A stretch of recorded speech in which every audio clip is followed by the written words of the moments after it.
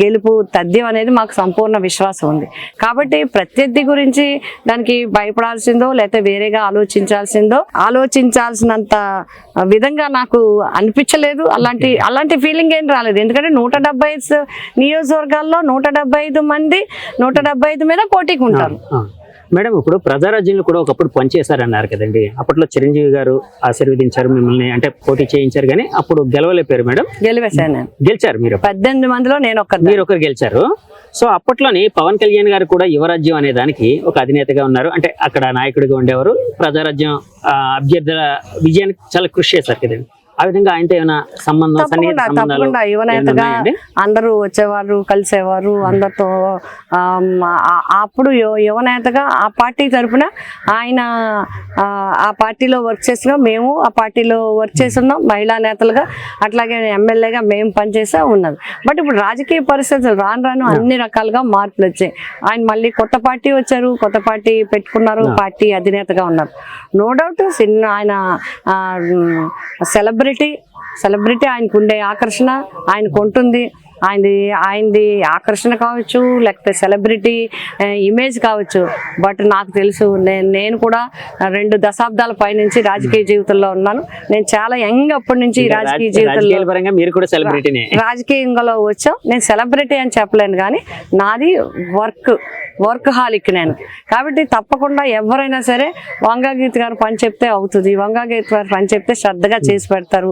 వంగాగీత గారు అయితే మాకు ధైర్యంగా ఉంటుంది, మా మాట వింటారు, మా పని చేస్తారనే విశ్వాసం ప్రజలకు ఉండడం నా అదృష్టంగా భావిస్తున్నాను. మేడం, ఇందాక మాట్లాడుతూ ఒక మాట అన్నారు, అప్పట్లో ఎన్టీ రామారావు గారు సీట్ ఇచ్చారు, తర్వాత అనుకోని కారణాల వలన మార్చేశారు. ఏంటి మేడం ఆ కథ ఏంటి?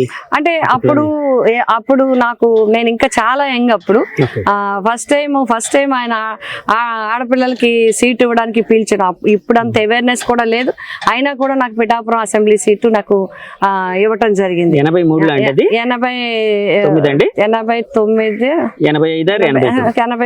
89 బహుశా 89 అనుకుంటాను, 95 లో 91 మేబీ 91 అనుకుంటా.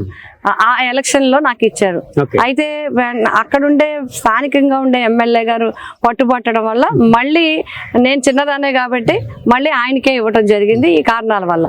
బట్ ఎన్టీ రామారావు గారు చెప్పడం జరిగింది, నీకు ఎమ్మెల్యే టికెట్ తీశారు కాబట్టి నువ్వు ఎంపీ అవుతావు, ఎమ్మెల్యే అవుతావు, జిల్లా పరిషత్ చైర్మన్ అవుతావు, ఎన్ని పోస్టులు చేస్తావు, నీకు చాలా మంచి భవిష్యత్తు ఉంటుందని ఆ రోజు ఆయన నన్ను దీవించడం జరిగింది అన్నవరం దేవస్థానంలో.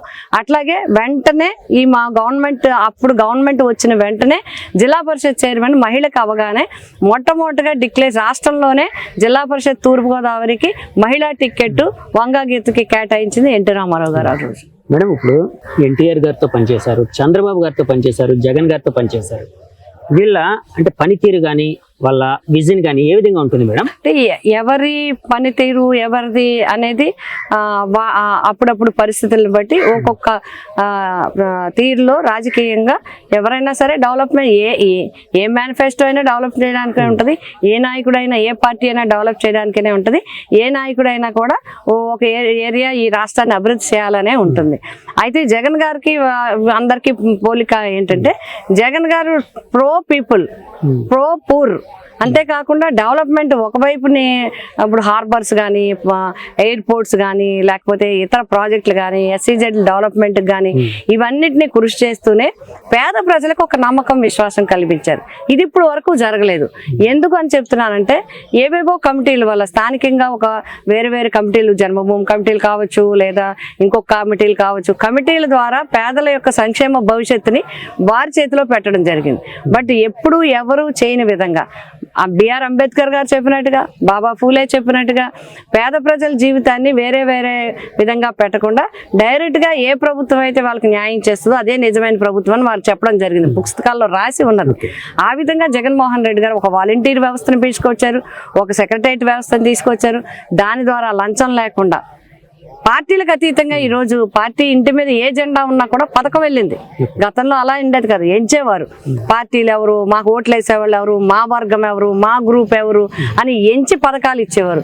ఈ ప్రభుత్వం ఎంచకుండా నిస్వార్థంగా అర్హతే ప్రాధాన్యంగా పథకాలు ఇచ్చేది. పేదవాడికి ఈ రోజు భరోసా. జగనన్న ఇచ్చిన వాలంటీర్ ఉన్నాడు, నాకు ఏ కష్టం వచ్చినా వాలంటీర్ ద్వారా ప్రభుత్వానికి అందుతుంది, నాకు న్యాయం జరుగుతుందని చెప్పి నిజమైన for the people by the people to the people కి పూర్తి అర్థం ఎవరంటే జగన్మోహన్ రెడ్డి గారు ప్రభుత్వం.